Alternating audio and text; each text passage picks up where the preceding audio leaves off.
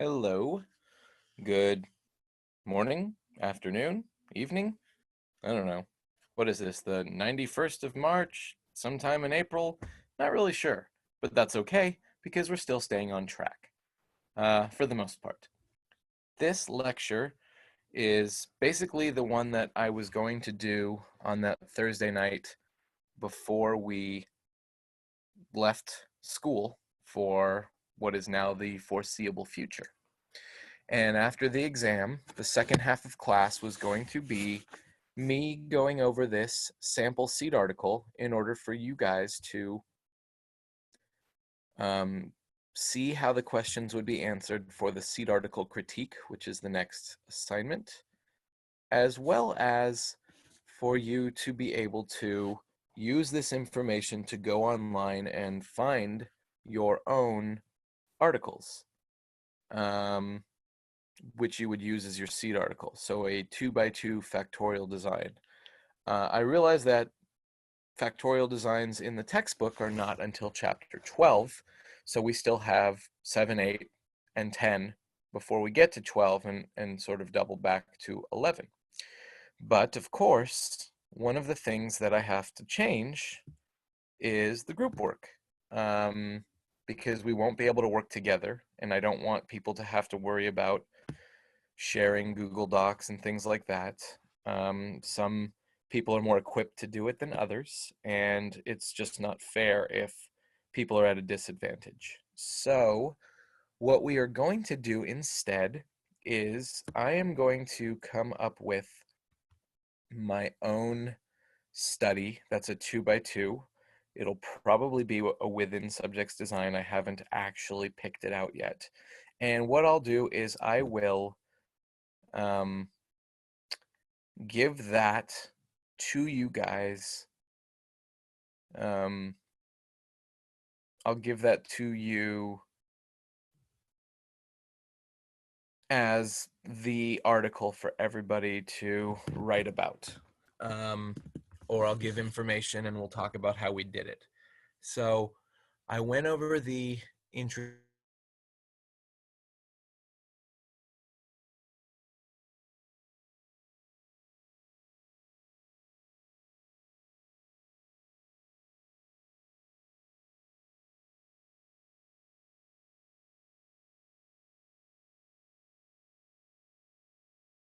what I may do is ask you guys for your own interpretation of the discussion. You'll see what I mean in towards the later portion of the course. And I may ask you guys to do what you would have done in groups, which is change the study slightly so that maybe one variable is different. You can still use the same data, but yours will look a little different than everybody else's because you are going to decide if you were to run this experiment, how would you do it? What variable would you change and how would you change it? And if that's the case, I can also make the numbers a little bit different for each person depending on how they decide they want to do it. So I'm going to try to run it, the class that is, the rest of the class, in pretty much the same way I would have run it on ground, except for all the group work. The nice thing for you guys is the group work took up uh,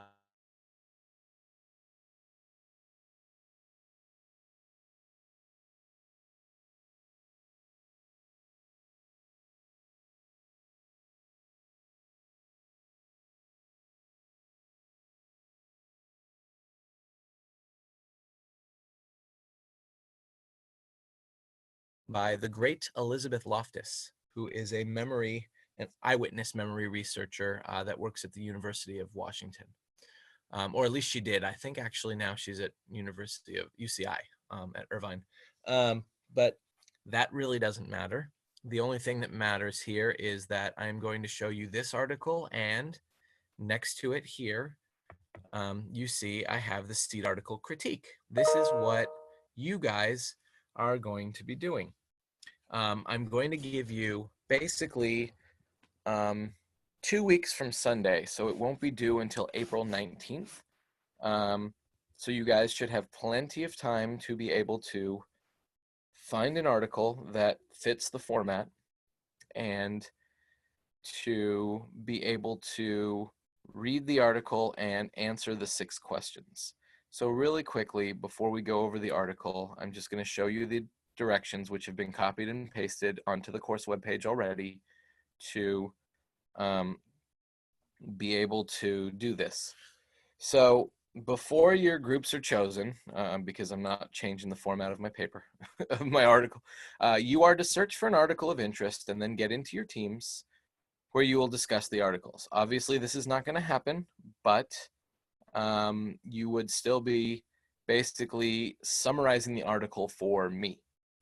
And maybe I can use one of these articles that might be really good as the one for our class. So let's just say you're pitching it to me. So what is meant by the word seed is that the article will be used as a basis for the experiment that your team will run, and that accompanies the presentation and paper you will write by the end of the semester.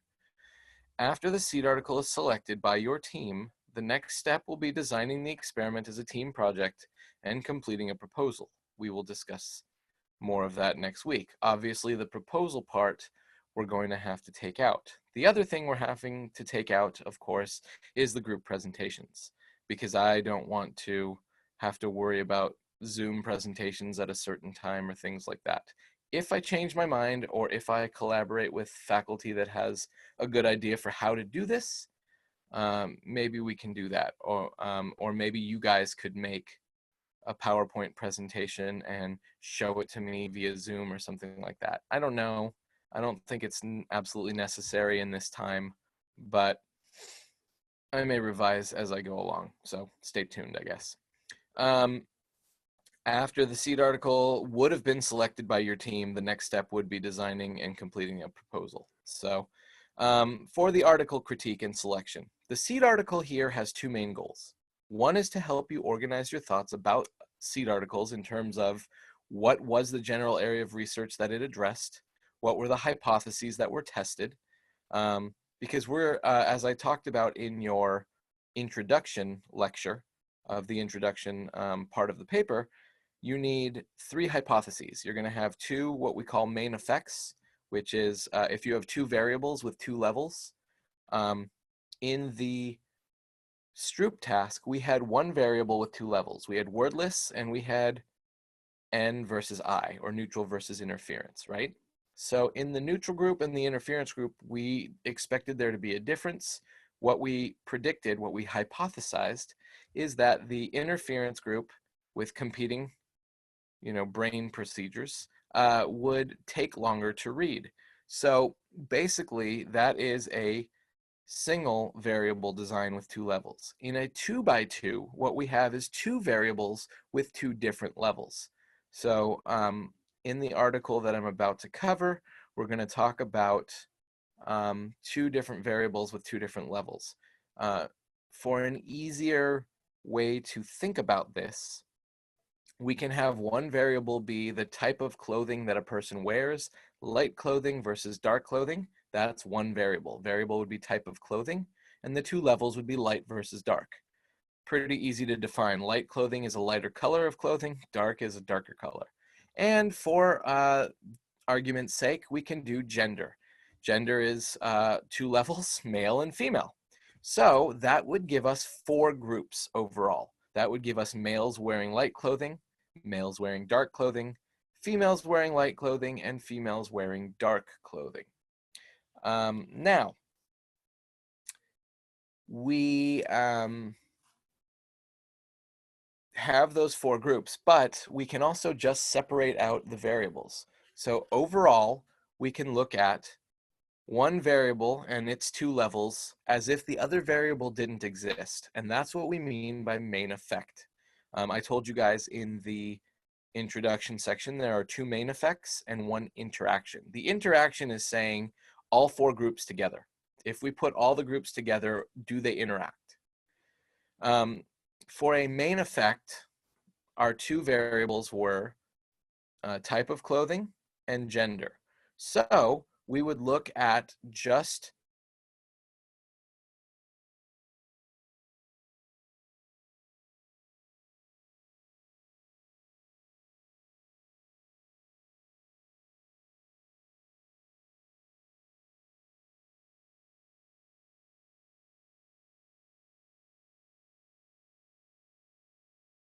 males and just females, comparing them to one another as if type of clothing wasn't even there. So a main effect for a factorial design is just comparing the two levels of one IV like we did for the Stroop task, just comparing N to I as if there's no other variables there. In the Stroop task, there were no other variables there because we wanted to make it a very easy and understandable way to look at the data. So of course we'd have to know what our DV is. So for my example of light versus dark clothing, type of clothing, and for my example of males versus female or gender, we would look at people that are in trouble and need help, helping behavior. So the question is, are people more likely to help males or females? My hypothesis for a main effect of gender would be that people overall would be more likely to help females or male over males. And again, we're not talking about type of clothing in that scenario. A main effect of type of clothing, I would hypothesize that people would be more willing to help or rescue or whatever people with light clothing rather than people wearing really dark, like black clothes, right? So my main effect, even though we're looking at both of these variables, my main effect of gender, regardless of clothing, would be females are more likely to be helped than males. My main effect of my hypothesis for main effect of type of clothing is that overall, regardless of gender, as if it didn't even exist, people are more likely to help if you're wearing light clothing rather than wearing dark clothing. So, and then the interaction just says, it's basically when you're predicting this, you're saying, yes, there's an interaction or no, there's not an interaction. And an interaction means that there is a difference in both of those variables. If we put type of clothing and gender together, we would see a difference in those four groups. So along my lines of prediction, if we have males and females and light clothing and dark clothing, what I would say is that if I predicted light clothing would be more helped and females would be more helped, then the group of those four for the interaction, and again, you only have to say yes, there would be an interaction or no, there would not be.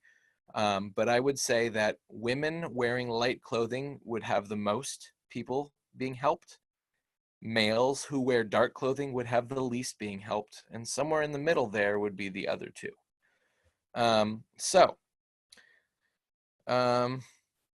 In this case, these are the 6 questions we're going to be looking at.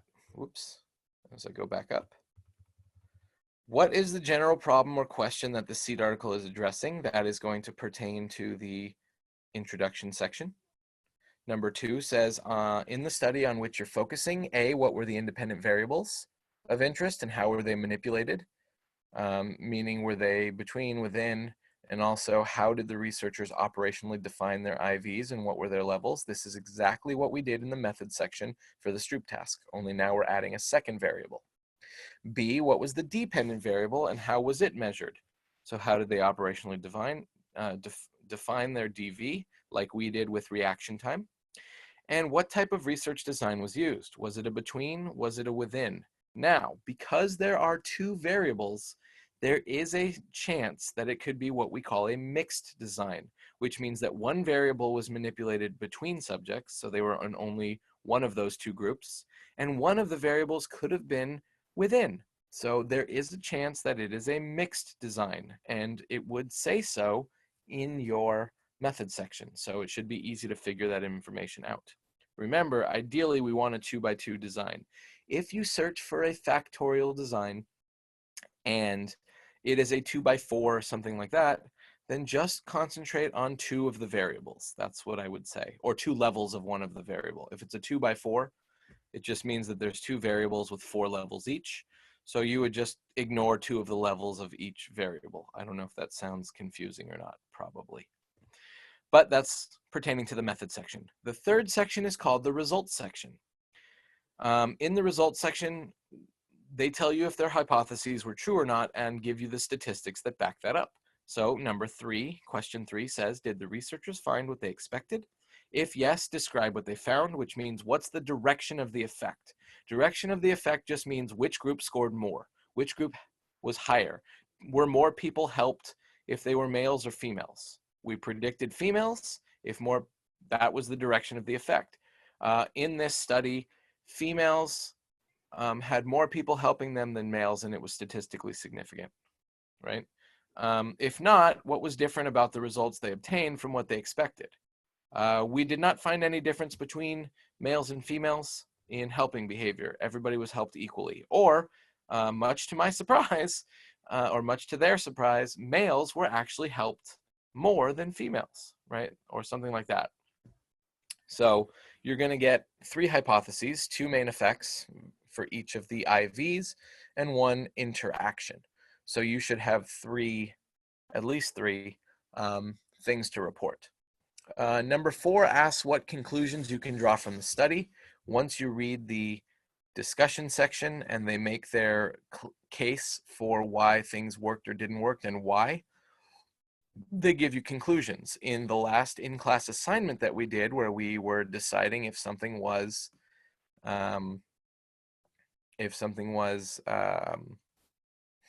conclusions were correct or not, if it was a correlation or if it was an experiment, one of the things I asked you to do is look at the conclusions of the study and ask if you agree with that. So in this case, you're just looking to see what they concluded. What was their big conclusion from the study? And that's at the end of the discussion section.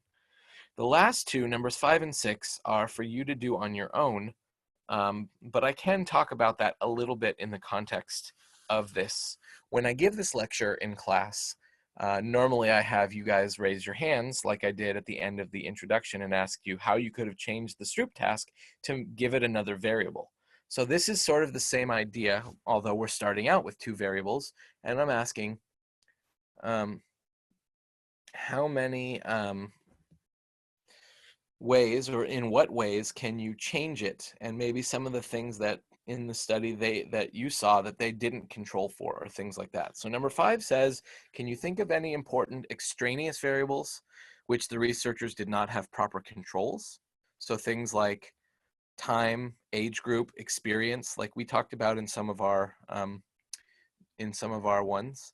Or were there any methodological procedures that should be corrected or changed? Basically, did they do things differently than you would have done? How would you change it to make it your own? And finally, the last one, number 6, is really the one that asks, how would you change it? How would you change the DV? Would you change one of the IVs? How would you do it?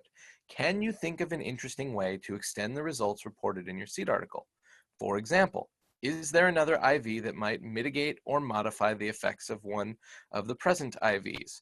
Or is there a way to operationally define one of the IVs in order to extend the conclusions of the research? Is there another DV that these IVs might affect in a different way? Or another way to operationally define the present DV that might lead to different results? Remember, we talked about how aggression could be measured in 3 different ways depending on how you operationally define. Maybe you keep one of the same IVs, but if one of the IVs is aggression level, maybe you measure it differently, right? That could be a way to do it. So basically what I'm asking is there a different but related question that would build upon the results of the seed article?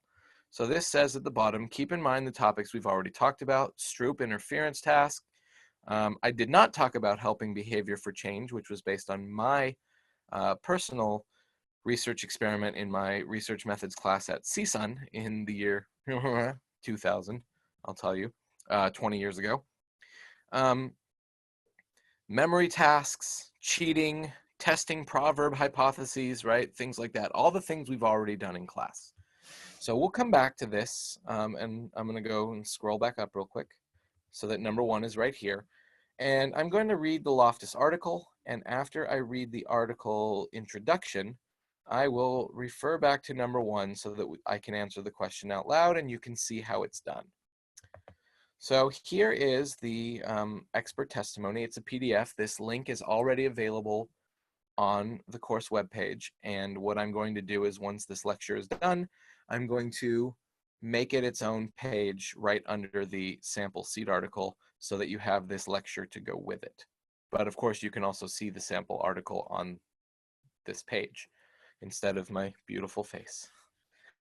which is slightly bearded now because who cares about razors at this point? If you care to see, office hours 2 to 3. All right. So this article is titled "The Impact of Expert Psychological Testimony on the Unreliability of Eyewitness Identification." That's a mouthful. What it means is, if there is an expert witness, does that help people to understand how reliable or unreliable eyewitness testimony actually is? So let's read the abstract.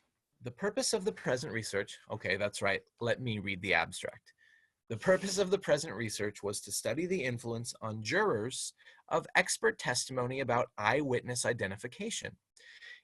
By the way, if you've never taken a class, like a Psych 1 class or Psych 2 that had talked about memory, one of the things we say about memory is that it is not as reliable or rock solid as people think it is. And think about trials where people are nervous, where we talked about in chapter 5 or 6 about, I think it was 6, about asking questions that were straightforward and not made in a way that makes you nervous. And that was just for a survey. In a court of law, that's what lawyers are paid to do, right? They are paid to try to get the juror discredited if it helps their client. So they may ask things in a really bad way, right? Or in a really confusing way that may make it look like this eyewitness does not have the memory he or she has claimed to have. So this is the idea that if jurors don't always know this information, so they just try to rely on that. And a lot of people that don't know this may think that our memories are really, really solid and that our memory system is foolproof. It is definitely not. And that's how Elizabeth Loftus has made her mark in society and made her money. So we're only going to concentrate on one experiment. That's the other thing I was going to say about your seed article, is that if it contains more than one experiment, we're not going to worry about that. Just look at one, probably the first one, because it's easier. And in experiment 1, which is the one we're going to concentrate on, 240 students, which were all registered voters, because you kind of have to be on a jury, acted as jurors and received evidence against a defendant in either a violent or nonviolent case. So now you may know at least one of our variables. One was the type of crime, which is either going to be violent or nonviolent.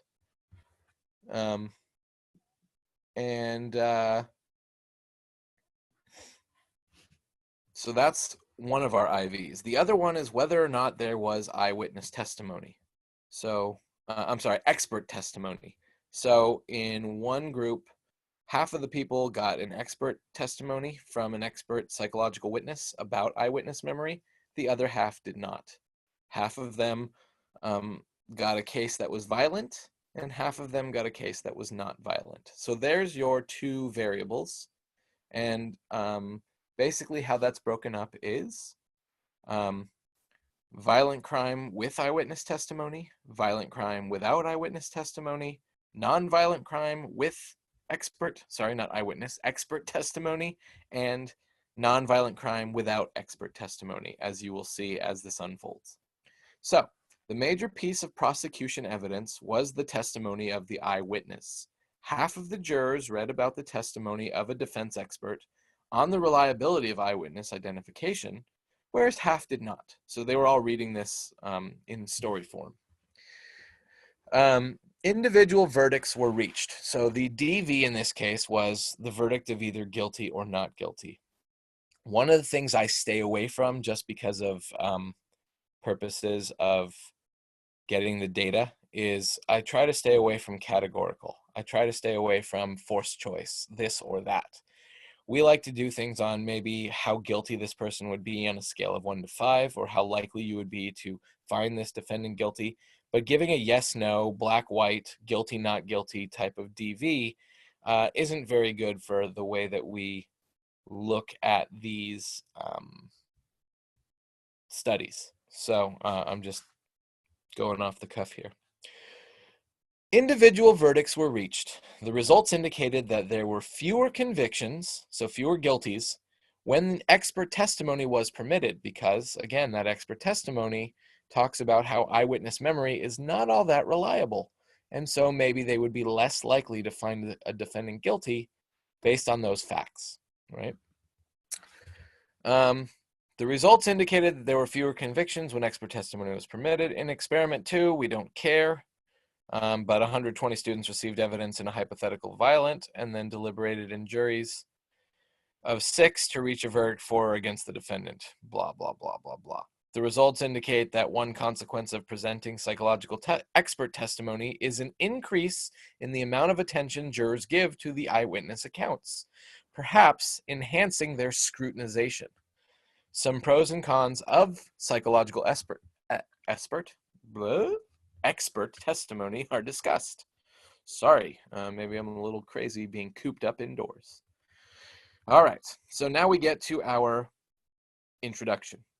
The unreliability of eyewitness identification evidence poses one of the most serious problems in the administration of criminal justice. Some known cases of mistaken identification have been rectified before an individual has suffered too much harm. But in other instances, innocent persons have been identified, convicted, and even sent to prison on the erroneous word of a fellow citizen.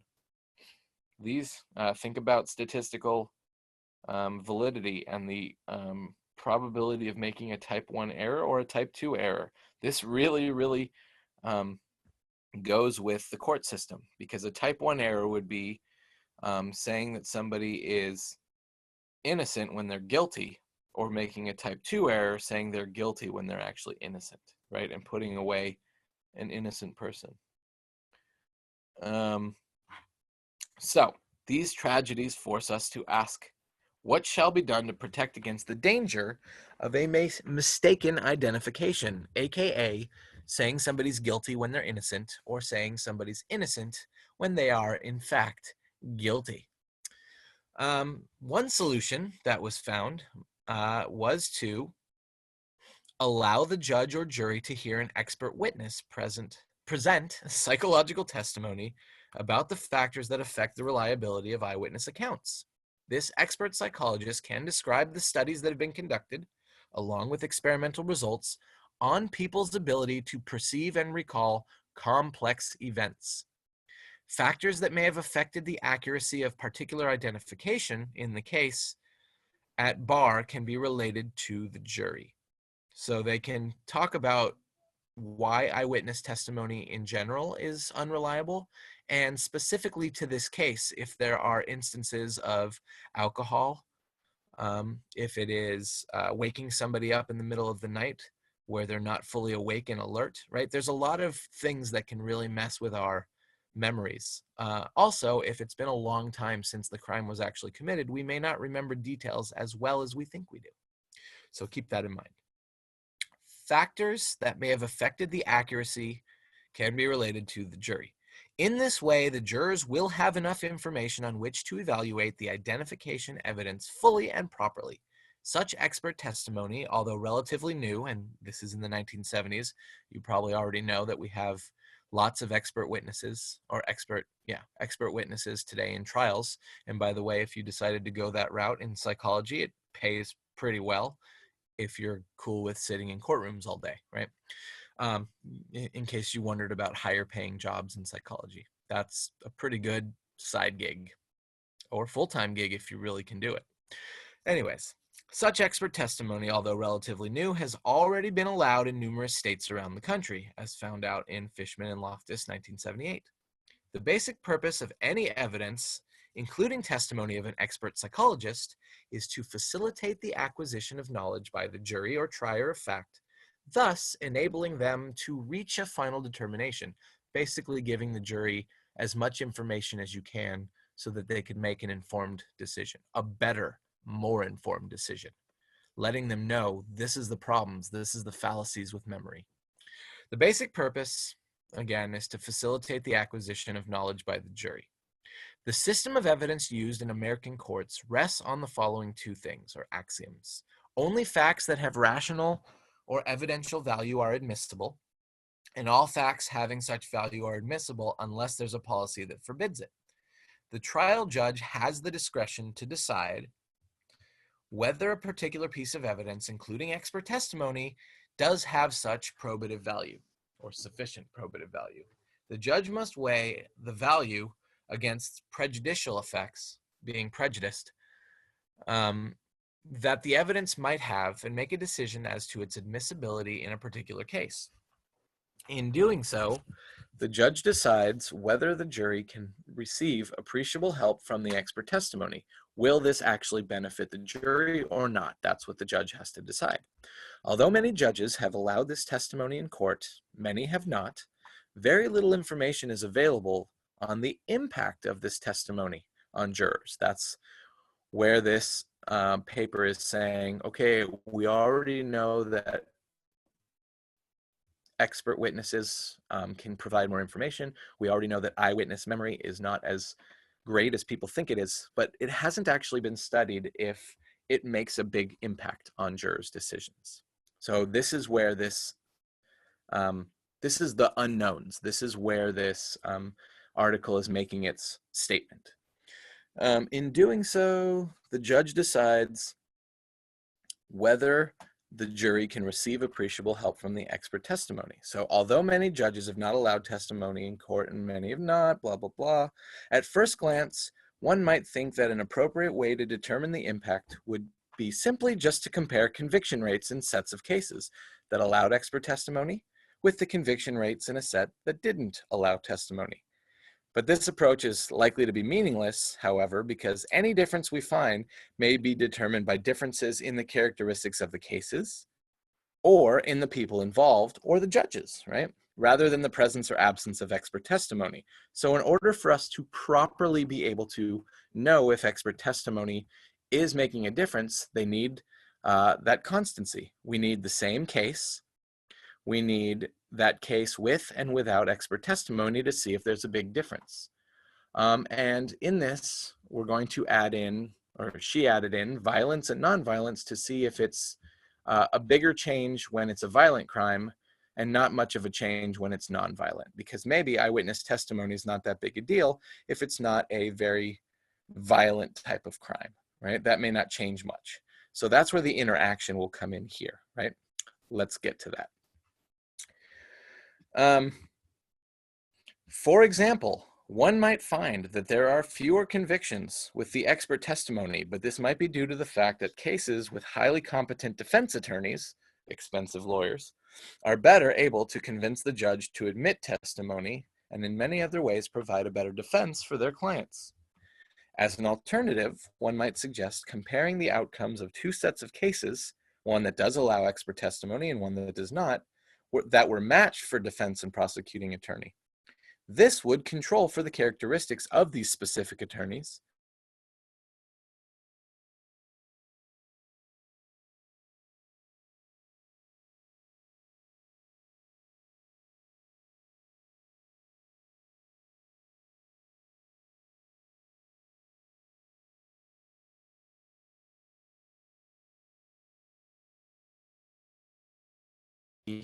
That even though the judge wasn't trying to influence their decision, he might have done it in a way that he didn't realize. So this would be judge/experimenter bias.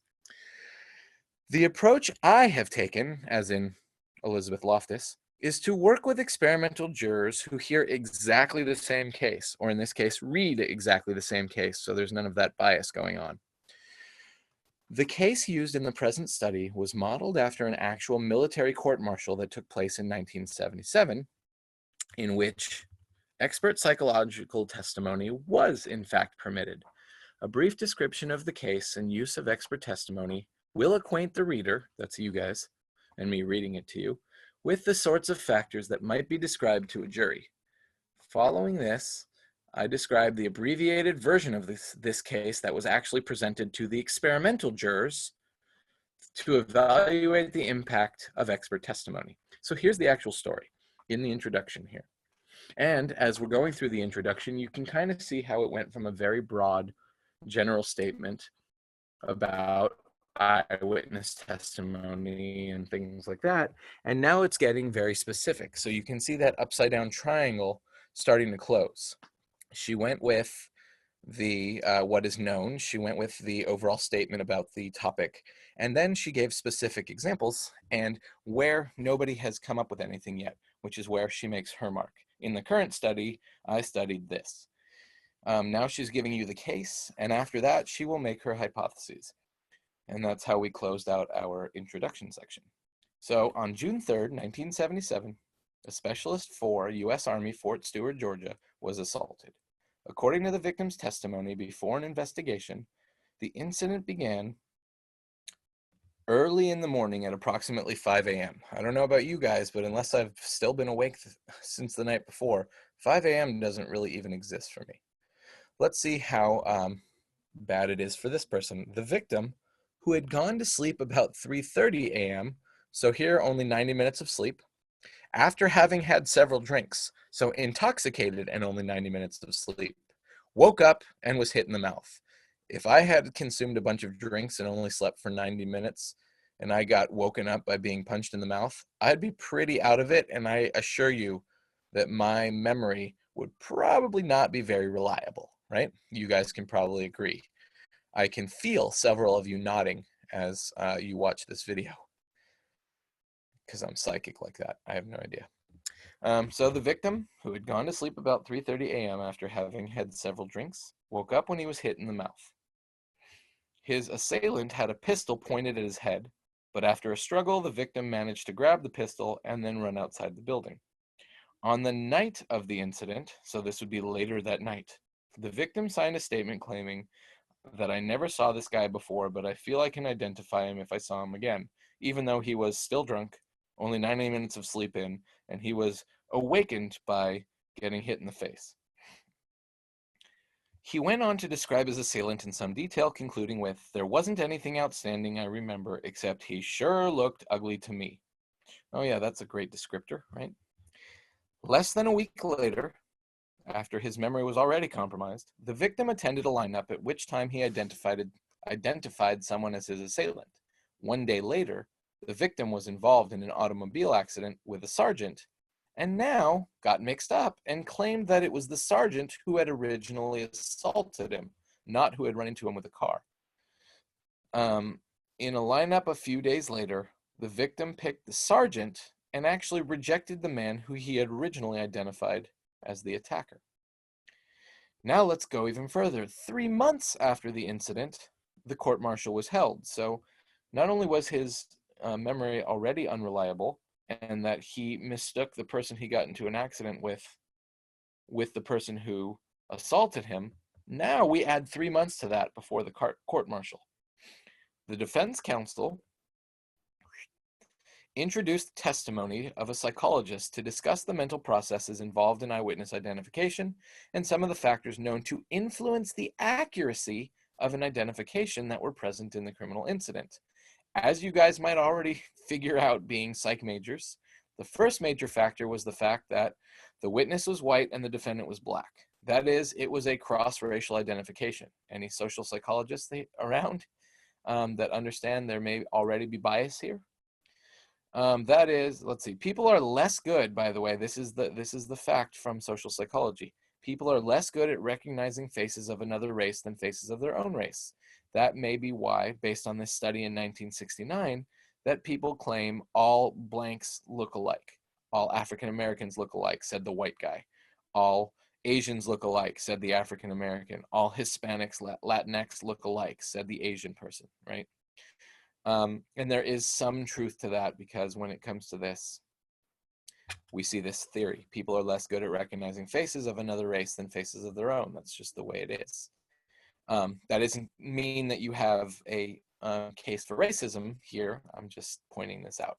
Several other factors, such as stress, the presence of a weapon, alcohol, and not even even lack of sleep wasn't taken into account here, but those were described. When taken alone, and especially in combination, and think about the lack of sleep as well, that's where we consolidate memories, these would tend to reduce a person's perceptual and memorial abilities. And this is what Loftus was arguing.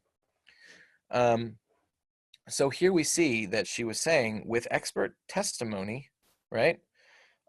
People can understand as jurors that, oh, some of these things you just wouldn't have a good memory for. And that's how it goes.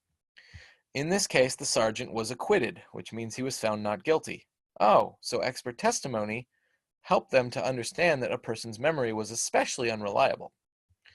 Although it's difficult to know precisely the reasons for any jury verdict, it is likely in this case, here we go, that the jury came to believe that the identification was sufficiently difficult and they could not convict beyond a reasonable doubt. Well, that's a good hypothesis on her part. So, to what extent did expert testimony influence the outcome of this trial? Unfortunately, we cannot know for certain. Interviewing the jurors after the trial might provide some clue, although it is common for people to be completely unaware of the true reasons for their behavior. Remember, we talked about this in the lecture, faking good or faking bad. We can't always be aware of why our favorite yogurt is our favorite yogurt. It's just our favorite, right? So experiment 1, which is all that we're caring about, was designed to assess the influence of expert psychological testimony presented to jurors. Subjects were asked to read a summary of a trial and render a verdict. So again, our DV is guilty or not guilty. They were assigned to one of 4 conditions. So if we have 2 IVs with 2 levels, 2 times 2 is 4. That would be, again, expert testimony violent crime, expert testimony nonviolent crime, no expert testimony violent crime, no expert testimony nonviolent crime, for those playing at home. They were assigned to one of 4 conditions. Some subjects read about expert psychological testimony that was favorable to the defendant, where others did not, read no testimony, psychological testimony. Within both conditions, subjects either read a violent or a nonviolent version of the crime. And here's the hypotheses. You should see 3. I hypothesize that expert testimony would have an even greater impact in the case of a violent crime, since it might focus on the juror's attention more on the quality of identification, resulting in their being less swayed by any emotional aspects of the incident. Now, she did not go on to give 2 main effects. This is actually an interaction. This says that the amount of guilties might be more with a violent crime overall, but even more so with that expert testimony. There may be a bigger difference. So, experiment 2, blah, blah, blah, blah, blah, blah, blah, blah, blah. So before we get to the method of experiment 1, we shall go back really quick. Problem or question that the SEED article is addressing. This would be eyewitness memory and whether or not psychological witnesses that basically point out how good or bad memory is and what factors can change that, does that have an effect on the way that a juror makes a decision about a person being guilty or not guilty? Because again, we are talking about the fact that the general public who've never taken psychology classes, they have no idea that our memories are not a built-in rock-solid system that is foolproof. They think that what we remember, right? It used to be that experts thought we remembered everything that ever happened to us. It was just locked away in the memory banks, and we needed to relive it.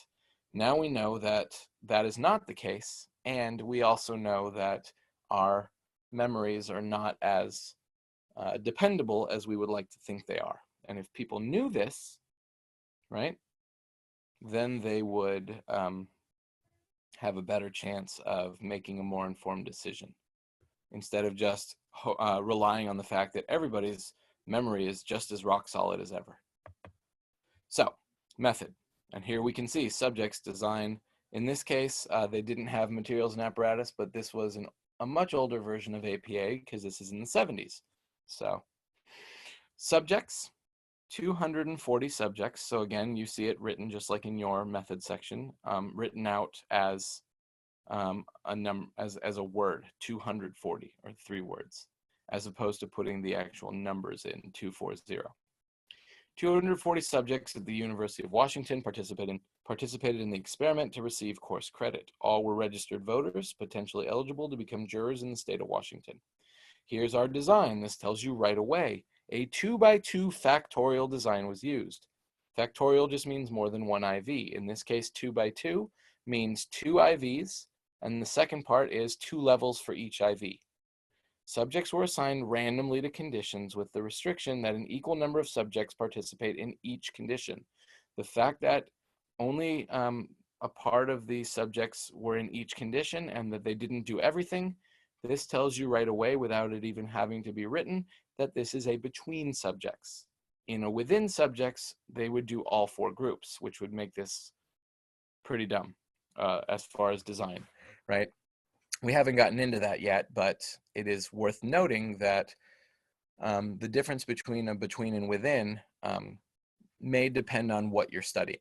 So in this case, having them do with eyewitness testimony and without eyewitness testimony on the same thing would be redundant, and it would not be good for the study. In this case, you have to use a between subject because you only want them to either hear it or not hear it. And you either want the crime to be violent or non-violent. You don't want different versions of the same crime. You only want to make one verdict based on your group, right? So half the subjects read about expert psychological testimony introduced by the defense, the other half did not. So expert testimony was the first variable, with and without would be, right, the levels. Within each of these conditions, half of the subjects read a violent version of the crime and the other half read a non-violent. So your second IV is type of crime with 2 levels, violent and non-violent. It would be nice if they had mentioned in the design section what constituted a violent crime, but I'm pretty sure in this case that the presence of a gun or no gun would be the difference between violent and non-violent. But we'll keep reading and just make sure that I'm correct after I've read this article how many thousands of times, right? And also, it didn't tell us if it was what scale of measurement. In this case, it's categorical because it's either guilty or not guilty, right? Procedure. The subjects came to a laboratory and participated in groups ranging in size from 2 to 9. So 2 to 9 per group. They were given a booklet containing the instructions, description of the crime, summary of the trial, and final questionnaire requesting a verdict. The experiment began by indicating that the purpose of the study was to determine the nature of decision-making among jurors. Then the subjects were asked to read the following instructions. And this was verbatim because it was said that they were showing this verbatim. Please read the following description of a crime. You are asked to render a verdict on the basis of evidence presented. Obviously, this description is only a summary of the actual court proceedings. However, please imagine yourself to be in a courtroom situation and assume you are an actual member of the jury. If you feel that you cannot do this, please indicate this immediately. Please read the following incident. It is an actual report of a crime, although the description represents a summary. The names, of course, have been changed to protect the identities of actual parties. The subjects then read a summary of the case presented in the introduction. They learned some details about the attack and circumstances surrounding the identification.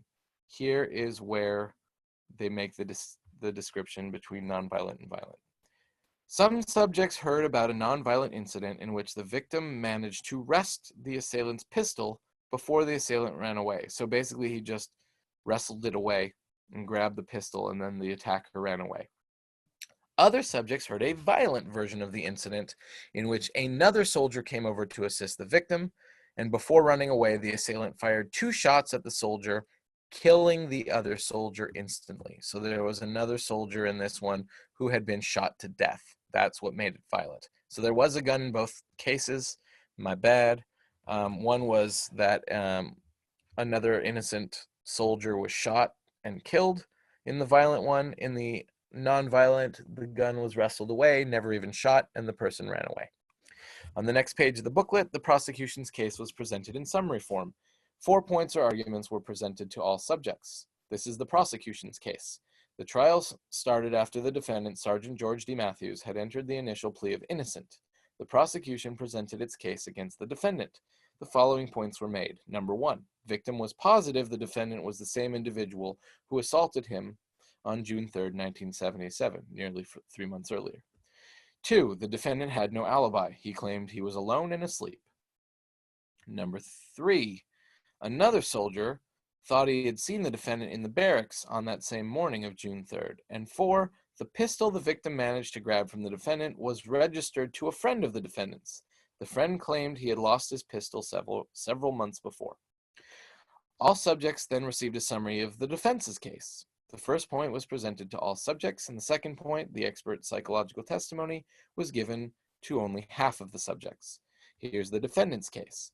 Number 1, the defendant, Sergeant George Matthews, took the stand and claimed that the eyewitness had to have made a mistaken identification, that he had been sleeping on the night in question, and he had never touched the pistol that was used during the crime. Number 2, a psychologist testified there were several factors in the criminal incident that are known to produce difficulties for accurate identification. For example, the fact that the witness was white and the assailant black means a cross-racial identification was involved. It is known that people are less good at recognizing members of another race than members of their own race. The psychologist identified several other factors, such as, which we've already gone over, stress, presence of a weapon, the fact that the witness had been drinking, and all of these are known to interfere with accurate identification. I would have even included the 90 minutes of sleep. Finally, the subjects were asked to then indicate their verdict. They were encouraged to review all of the evidence and then to find the defendant either guilty or not guilty. So again, before we get to the results, if we go to question number 2, in the study in which you are focusing, what were the independent variables of interest and how were they manipulated? This is a 2x2 between subjects factorial design. Our IVs are type of crime, which was either violent or nonviolent. And again, violent was the shooting and death of another soldier. Nonviolent would have been defined as there was a gun, but nothing was fired, nobody was hurt. The gun was wrestled away before the assailant ran away. The other IV was the presence or absence of expert testimony, which recalls how faulty eyewitness memory can be, especially under those things of stress, cross-racial, not enough sleep, blah, blah, blah, blah, blah. So those were your 2 IVs between subject. Your DV was the verdict, guilty or not guilty, which would be a categorical scale, right? And it was, of course, a between 2x2 factorial design. So this is the kind of thing that you want to look for. Now let's skip to the results real quick. Well, it's not really skipping, it's just continuing on. The percentages of guilty verdicts, that's what they were looking at. And if you looked above when I was reading the defendant's case, just above that, you see that here's table 1, the percentages of guilty verdict. Looking at the factors, we have expert psychological testimony, no and yes. We have type of crime, violent and nonviolent. So I'll get to that again in a second. Let's see what the words say. Very, very short results section. Percentages of guilty verdicts given by the subjects in the 4 conditions are shown in table 1. 2 findings of interest were obtained. First, the expert psychological testimony reduced percentage of guilty verdicts from 57.5 to 39. So basically what this says is they predicted that with more information about how faulty eyewitness memories are, that the percentage of guilty verdicts would go down, and that's exactly what they found. They started out without expert testimony, 57.5% were guilty. With expert testimony, 39% were found guilty. Second, we found fewer guilty verdicts in nonviolent than violent. So that again would be the second main effect. In a violent crime, more people were found guilty. When it was nonviolent and it was just hitting a dude in the face, wrestling a gun away, and then the person running away without any death or shots, we found less guilty verdicts. 41 versus 55.5%. And then finally, the expert testimony led to 12% reduction in nonviolent cases. So it went down 12% with expert testimony in a nonviolent case. And the interaction would say that for a violent case, you'd see a different number. And what we found is 25% reduction of guilty verdicts in the case of a violent crime. So it went down a lot more, double, more than twofold. It decreased 12% in nonviolent cases, and it decreased 25% in violent cases. So it seems, right, based on this, that expert testimony helped to reduce the number of guilty verdicts in both groups, but in the violent group, a lot more, right? Double the amount of it decreasing. So here, table 1, we have no testimony violent crime, no testimony nonviolent crime, yes with testimony violent, and yes with testimony nonviolent. So just looking overall, if you wanted to do, and I'll show you this in a later class, if you wanted to see violent versus nonviolent, you would just take the numbers in violent, add them up and divide by 2 and get the mean. 68 and 43, right, would be 101. So divided by 2 would be about 50.5%. Nonviolent and violent, 47 and 35, right, 82, so about 41%. That's where some of these are coming from, or you can do it across for no and yes. So you can see that when the crime was violent, having expert testimony, it decreased from 68 to 43, which was 25%. When it was nonviolent, it went from 47% guilties to 35% when there was expert testimony. So it went down nonviolent 12%, and it went down 25% for violent crimes. So if we go back and see, number 3, did the researchers find what they expected? Absolutely. Dr. Loftus did find that expert testimony reduced the amount of guilty verdicts, and that it did so a lot more. That's the interaction when they were violent crimes than when they were nonviolent, which is exactly what she predicted.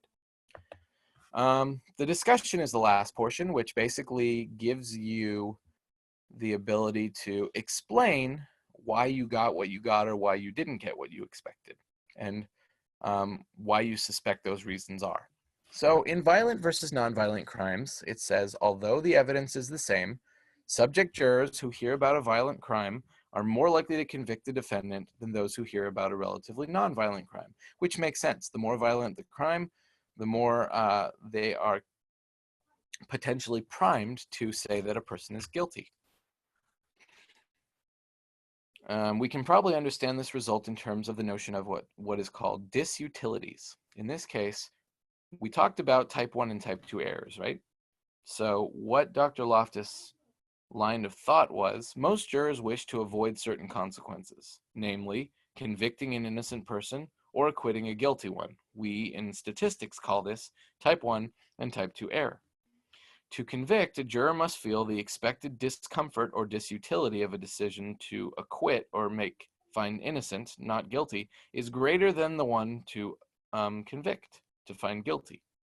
One of the fundamental feelings of our society is that it is far more serious to convict an innocent person, type 1 error, than to let a guilty person go free, type 2. That is, the disutility of convicting one who is innocent is greater than the disutility of acquitting one who is guilty. But we might rationally weigh the disutility of acquitting a guilty person differently in different cases, or violent versus nonviolent. If it's nonviolent, it probably doesn't matter as much if we let a guilty person go. If all they did was punch a dude in the face and then run away, it's probably not that big a deal on our conscience to set them free, even if they're guilty. But if they murdered someone, that's a huge difference, right? So, perhaps the more violent the crime, the greater the disutility of making the error of acquitting the person if he is actually guilty. Suppose we let a guilty person out on the street. We run the risk that someone else in society will be harmed substantially in the case of a violent crime, versus maybe they might punch another person in the case of a nonviolent crime. Thus, we expect more discomfort in one case than the other. That's why you might be more likely to convict in a violent crime than in a nonviolent crime. Of course, the disutility of making the other type of error, convicting an innocent person, will also be higher in the case of a violent versus a nonviolent crime. True. It is likely that the innocent person would receive a more serious punishment, longer prison sentence, bigger fine, etc., in the case of a violent crime. The fact that the conviction rate goes up with a violent crime indicates the disutility of acquitting a guilty person increases more than the disutility of wrongful conviction as we go from a non-violent to a violent crime. Hopefully you kept up with that. The impact of expert testimony now. Expert psychological testimony served to reduce the percentage of guilty verdicts.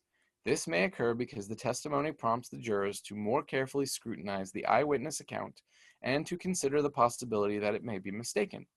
Perhaps it raises that, quote, reasonable doubt, unquote. An additional result bears comment. The expert testimony had a greater impact, that is, produced a greater reduction in the likelihood of conviction, so less guilties, more non-guilty, in the case of violent rather than non-violent crime. Remember that non-violent reduced 12%, violent reduced 25%. This may have occurred because the testimony encouraged the jurors to pay more attention to the eyewitness account, focusing their attention away from more emotional aspects of the crime.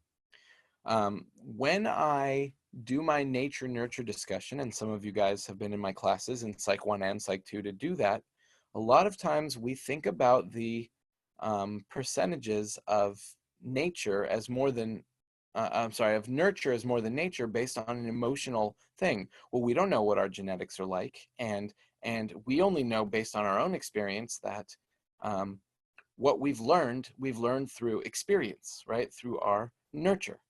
And again, I offer that is one side of the story because we're not really looking at it from all sides.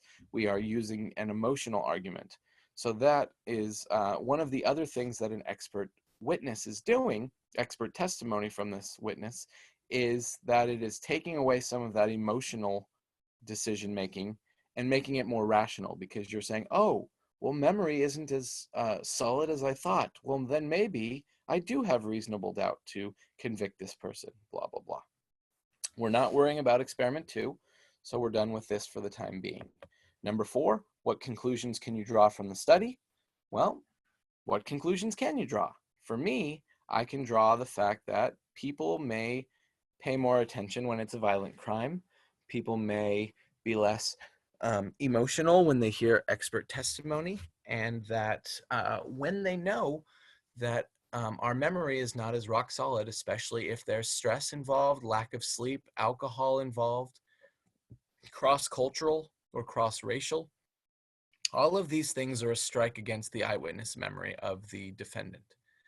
And so it bears more,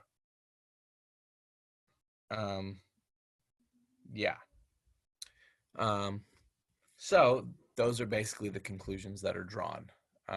If you hadn't figured that out on your own, I'm here to help you. So number 5, can you think of any important extraneous variables for which the researchers did not have proper controls, or any methodological procedures that should be corrected or changed? Well, one of the first things that I thought of, because I've had way too much time to think about this article, is that we don't know how much experience as a juror that these volunteers that were taking this study had. So one of the things, if we were actually going to use jurors, is we probably want people doing it the first time or people that have done it many times before. You don't want rookies in with veterans.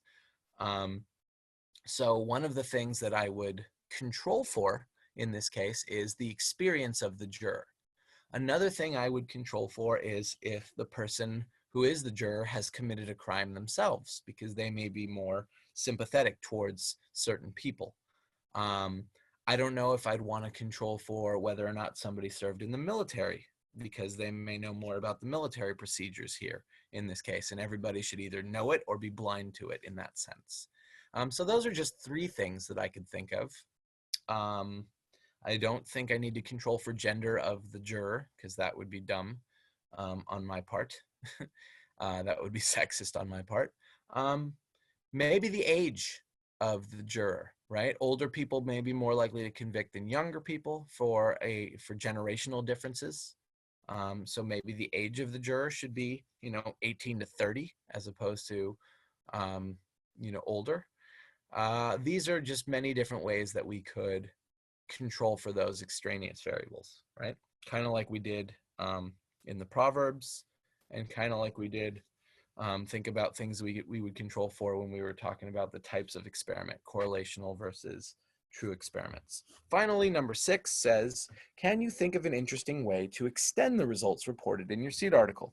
For example, is there another IV that might mitigate or modify the effects of one of the present IVs? or a different way to operationally define it. So in this case, we could change one of the IVs. Expert testimony would probably stay the same because that's the main thing. But instead of violent versus nonviolent, one of the things that maybe we can look at is the number of people that were committing the crime. Would this change if we had 2 or 3 people, multiple people that were assaulting, as opposed to 1? So 1 could be like a one-on-one assault where a person came, punched the dude in the face, and then kind of took off. Or we could have 3 people, kind of like, you know, a gang fight or something like that. A group of people that came up and each of them got a swing at this guy and then they sort of ran away. Would the mob mentality of 3 people change the decision? So we are then eliminating violent versus nonviolent, and we are looking at 1 person versus 3 people that are committing this crime. And if that person has to identify 3 people, would that make it harder? That's one of the ways that we can change one of the IVs. Is there another DV that these IVs might affect in a different way, or another way to operationally define? Well, already it's pretty simple, right? And I've already given you the answer. You just may not remember. And you can always go back on this video.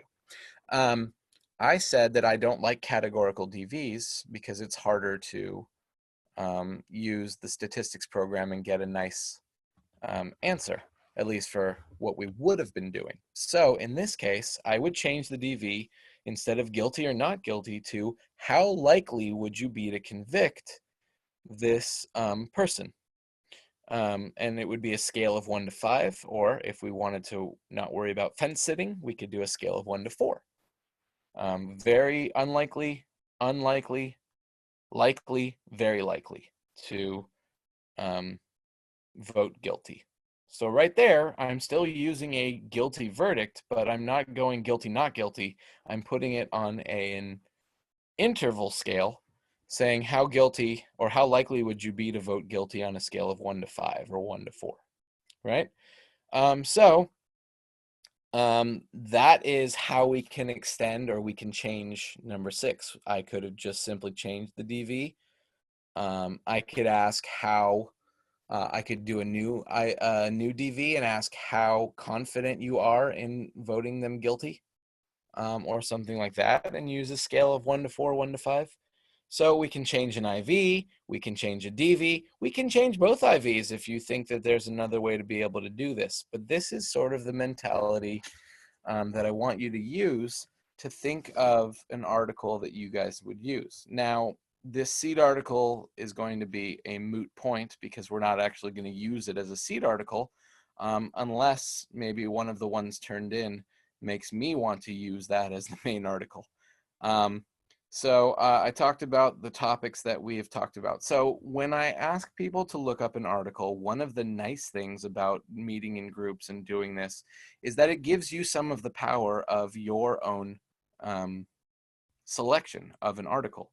So if you are interested in social justice, if you're interested in cross-cultural, if you're interested in memory or things like that, then you guys can find using Google Scholar, or better probably is using the library ones of PsycInfo or PsycArticles, and finding a factorial design 2x2 article that is of interest to you.